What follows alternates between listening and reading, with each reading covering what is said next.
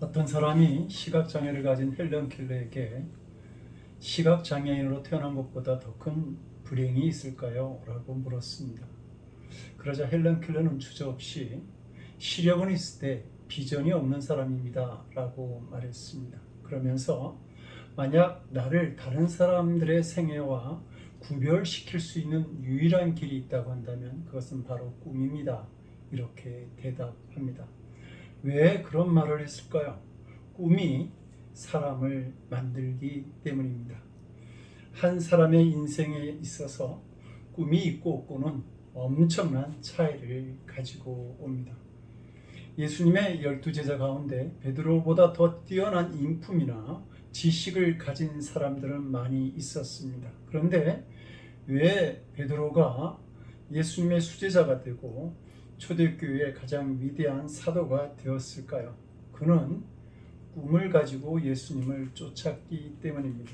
어느 날 예수님은 밤새 물고기 한 마리 잡지 못한 베드로를 찾아오셔서 이렇게 말씀하시죠. 나를 따라오너라.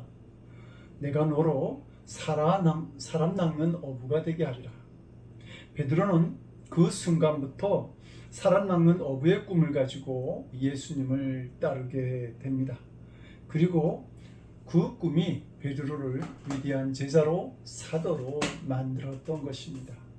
베드로는 예수님을 만난 후 꿈을 가지게 되었습니다. 예수님은 평생 갈릴리 호수에서 물고기만 잡던 베드로에게 세계 복음화의 꿈을 심어 주셨습니다. 이것은 주님을 만나는 사람에게 나타나는 공통적인 현상입니다. 누구든지 하나님을 만나게 되면 꿈을 가지게 됩니다. 오늘 봉독한 본문의 주인공인 요셉은 어린 나이라 할 수 있는 17살의 꿈을 꿉니다. 이렇게 말하면 꿈은 젊은 사람만이 가지는 것이라고 말할 수도 있습니다. 그러나 요즘 젊은이들 가운데도 꿈이 없는 사람이 얼마나 많은지 모릅니다. 꿈은 나이와 상관없이 관계없이 하나님을 만난 사람들의 이야기입니다. 하나님은 75세가 된 아브라함을 찾아왔습니다. 그리고 그에게 가나안 땅과 수많은 자손에 대한 꿈을 가지게 합니다. 그러자 아브라함은 그 꿈을 가지고 고향을 떠났습니다. 사실 그 나이대가 되면 고향에 돌아와서 쉬고자 할 때입니다.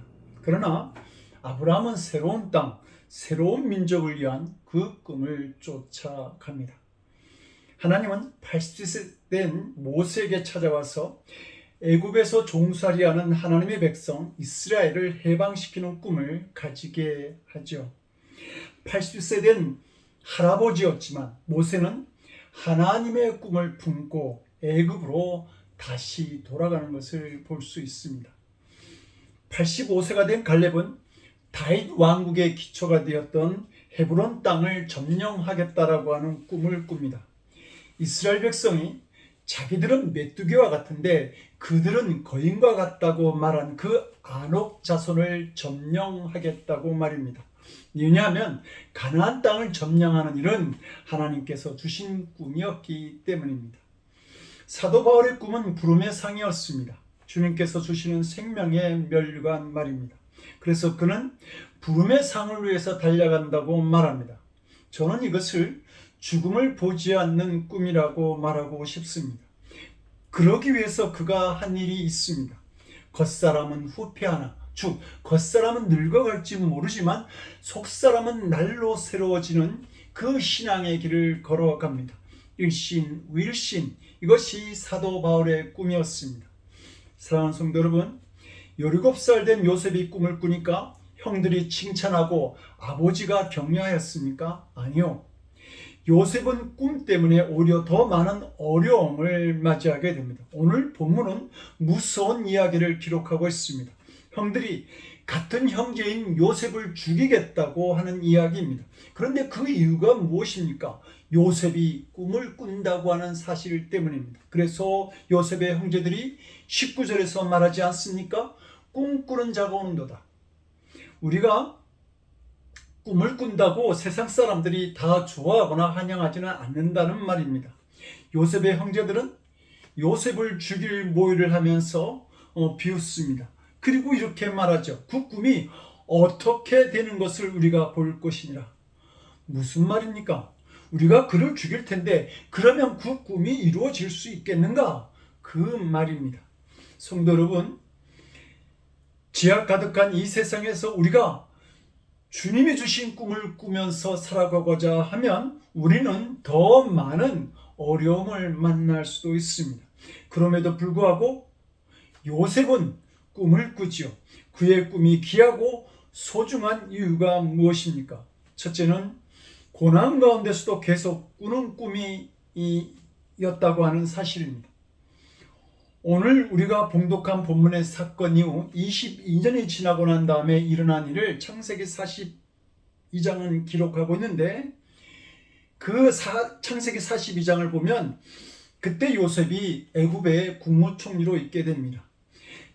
그리고 자기가 요셉이라고 하는 것을 감추고 식량을 구하러 온 형들을 막 엄하게 대하죠. 그때 형들이 너무 괴로우니까 애굽의 총리가 자기들의 말을 알아듣는 줄을 전혀 모르고 자기들끼리 히브리 방언으로 이렇게 이야기를 합니다. 우리가 아우의 일로 인하여 범죄하였도다. 그가 우리에게 애걸할 때 그 마음의 괴로움을 보고도 듣지 아니하였으므로 이 괴로움이 우리에게 임하도다.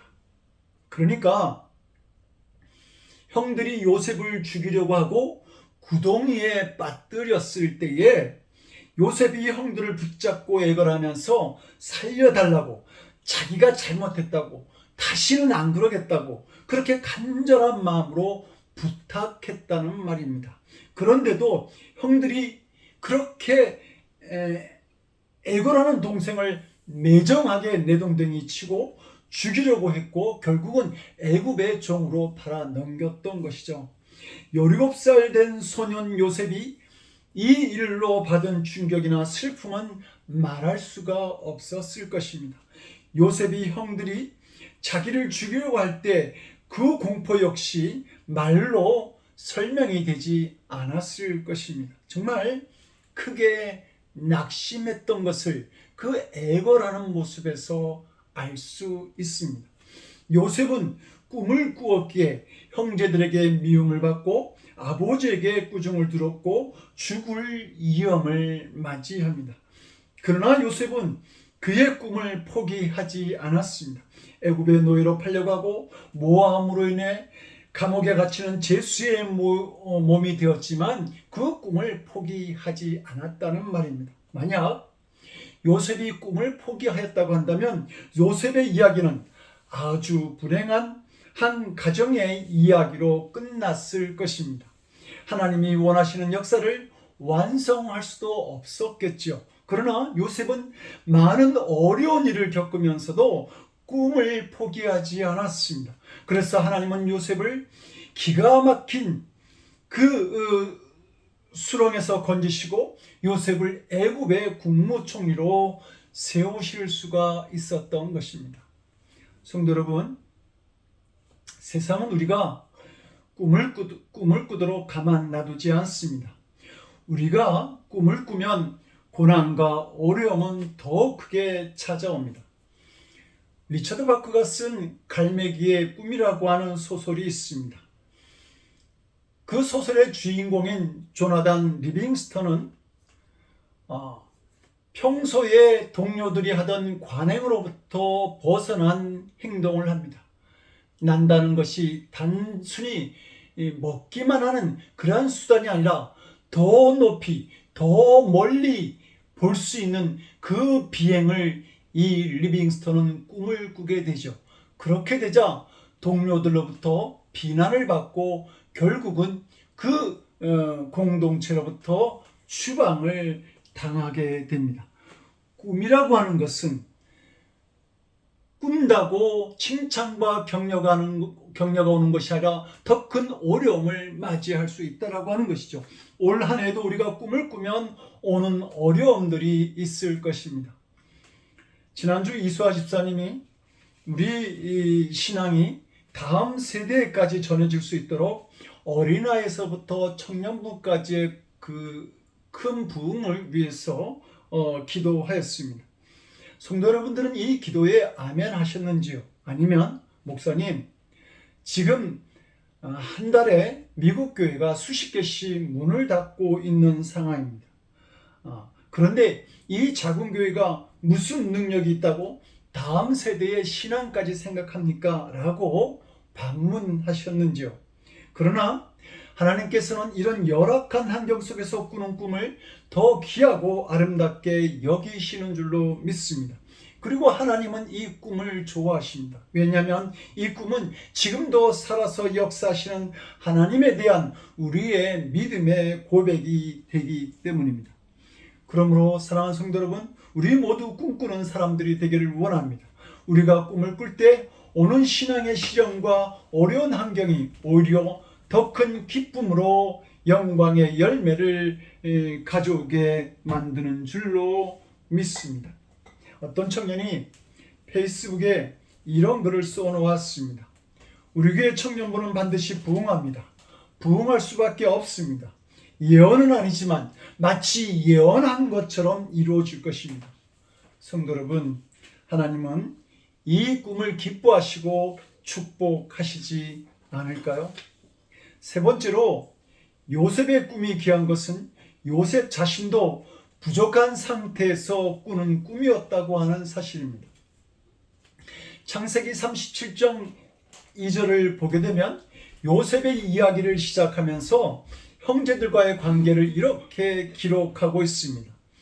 요셉이 17세의 소년으로서 그 형제와 함께 양을 칠 때 그 아비의 척 비라와 실바의 아들들로 더불어 함께 하였더니 그가 그들의 과실을 아비에게 구하더라.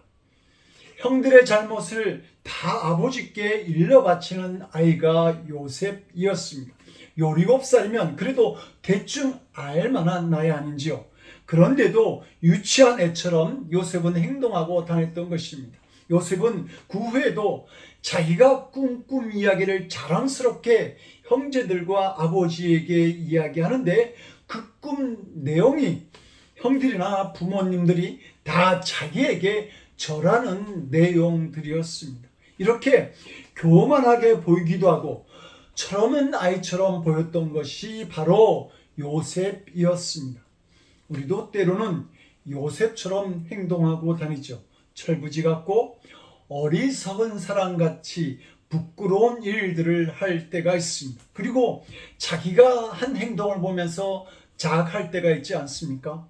왜 나는 그렇게밖에 행동할 수 없었고 왜 그렇게 말을 할 수밖에 없었을까? 나는 참 부족한 사람 같아. 나는 안 돼. 라고 말입니다. 우리는 실수할 수도 있고 실패할 때가 있습니다. 그러나 하나님은 그런 우리를 사랑하시고 우리를 통해 역사하시고 일하신다고 하는 사실을 우리는 알아야 합니다. 그러므로 버려서는 안 되는 것은 주님과 함께 만들어가는 꿈입니다.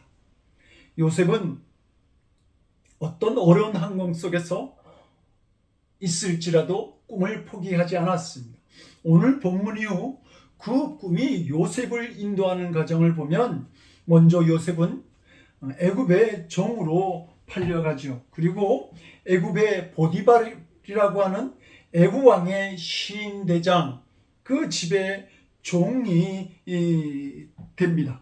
그런데 얼마나 일을 열심히 하는지 보디발은 요셉에게 집안의 모든 일을 맡겼습니다. 보디발의 집에 얼마나 많은 종들이 있었겠습니까? 그런데 이방인인 요셉에게 자신의 모든 것을 맡겼다고 하는 사실입니다. 이 일을 창세기 39장 6절은 이렇게 말하죠. 주인이 그 소유를 다 요셉의 손에 이임하고 자기 식료 외에는 간섭하지 아니하였더라. 시대장 보디발의 집에 종살이를 하면서 얼마나 성실하고 유능했는지 보디발이 감동을 받았던 것입니다. 요셉이 이렇게 충성되게 일했는데 또다시 보디발 아내의 모함으로 인해 감옥에 갇히는 제수의 몸이 됩니다. 이제는 정말 낙담할 수도 있었을 것입니다. 그러나 몸도 마음대로 할 수 없는 곳에서 그는 또다시 최선을 다하며 살아갑니다. 창세기 39장 22절은 이런 요셉의 모습을 이렇게 말합니다. 전옥이 옥중 제수를 다 요셉의 손에 맡김으로 그 재반 사물을 요셉이 처리하고 전옥은 그의 손에 맡긴 것을 무엇이든지 돌아보지 아니하였다. 그 이후의 이야기를 23절은 다시 이렇게 말하죠. 이는 여호와께서 요셉과 함께 하심이라. 여호와께서 그의 범사에 형통하게 하셨더라. 꿈을 포기하지 않는 요셉에게 주시는 하나님의 축복이 있었다고 증언하고 있는 겁니다. 요셉은 죽음의 위협에서 또 종이나 제수의 몸을 가지고 있을 때도 결코 꿈을 포기하지 않았습니다. 그럴 수 있었던 힘은 자신이 꾸는 꿈이 하나님께서 주신 꿈임을 믿었기 때문입니다. 요셉이 꾼 꿈은 두 가지였습니다. 첫 번째는 밭에서 곡식단을 묶고 있는데 자기가 묶은 곡식단이 일어서고 형들이 묶은 곡식단들이 요셉의 단에 절을 한 것입니다. 두 번째는 해와 달과 별들이 있었는데 해와 달과 11개의 별들이 자기에게 절을 하는 꿈이었습니다. 자기 형제들뿐만 아니라 부모들까지도 자기를 향해서 절하는 꿈이라고 하는 것은 하나님께서 주시는 꿈이 아니라고 한다면 이루어질 수 없는, 될 수 없는 꿈이라고 하는 사실을 요셉은 알고 있었습니다. 어쩌면 요셉은 꿈을 꾼 이후에 자기 눈앞에 벌어지는 일들을 도무지 이해하지 못했을 수도 있을 것입니다. 하나님은 이 요셉에게 모든 사람이 절하는 꿈을 주셨는데 오히려 형들로부터 죽임을 당하는 끔찍한 일을 요셉은 맞이한 것입니다. 그 끔찍한 충격을 받고 슬픔에 사로잡혀 있을 요셉이 어떻게 변함없는 굳건한 삶을 살아갈 수 있었을까? 하나님께서 나와 함께 하신다. 하나님께서 주신 꿈이니 하나님께서 이루어 주실 것이다 라고 하는 믿음이 요셉에게 있었습니다. 하나님을 믿으니 성실할 수 있었고 모든 일에 최선을 다할 수 있었던 것입니다. 형제들의 미움을 받아 애굽의 시대장 보디발의 집에 팔려갔지만 요셉은 이 꿈 때문에 좌절하지 않았습니다. 비록 내 신분은 노예지만 나에게는 부모와 형제들에게서 절받는 시간이 오게 될 것이다. 그런 마음으로 요셉은 묵묵히 참고 모든 일에 충성을 다한 것입니다. 또 억울한 누명을 쓰고 감옥에 들어가지만 요셉은 원망하지 않았습니다. 나는 감옥에 있어도 시시하게 죄짓고 들어온 죄수가 아니다. 나는 절받는 꿈을 가진 사람이다. 언젠가 절받는 사람이 될 텐데 그에 합당한 마음가짐으로 살아야 한다. 이런 믿음을 가지고 묵묵히 참으며 충성되게 요셉은 일을 하였던 것입니다. 그리고 이 꿈은 13년 후에 실현이 됩니다. 1963년 8월 18일 미국 워싱턴 DC에서 마틴 루터 킹 주니어 목사는 온 미국인과 전 세계인이 잊지 못할 명연설을 하게 되죠. I have a dream. 나에게는 꿈이 있습니다. 나는 하나의 꿈을 가지고 있습니다. 흑인 노예 해방을 선언했던 링컨 대통령 기념관 앞에서 이루어진 이 연설은 흑인과 백인의 평등과 공존에 대한 요구였습니다. 나에게는 꿈이 있습니다. 언젠가 이 나라가 모든 사람이 공평하게 창조되었다는 이념을 신봉한다는 미국의 신념 안에 들어있는 참 뜻 속에서 살아가는 것입니다. 그러면서 그는 백인의 자녀들과 흑인의 자들이 함께 한 식탁에서 음식을 먹게 되는 날이 올 것이라는 꿈을 이야기합니다. 그 꿈이 마틴 루터 킹을 죽게 만들었습니다. 그러나 그 꿈은 계속해서 살아서 오늘날 하나님의 공의가 이루어지는 나라를 만들어가고 있는 것을 봅니다. 저는 우리가 죽음을 초월하는 하나님의 꿈을 가지기를 원합니다. 본문 20절에서 형제들은 이렇게 말을 하죠. 자, 그를 죽여 한 구덩이에 던지고 우리가 말하기를 악한 짐승이 그를 잡아먹었다 하자. 그 꿈이 어떻게 되는 것을 우리가 볼 것이니라 하는지라. 쉽게 말하면 이런 것입니다. 곧 죽을 놈이 무슨 꿈을 꾸고 이룰 수 있겠는가 하는 것입니다.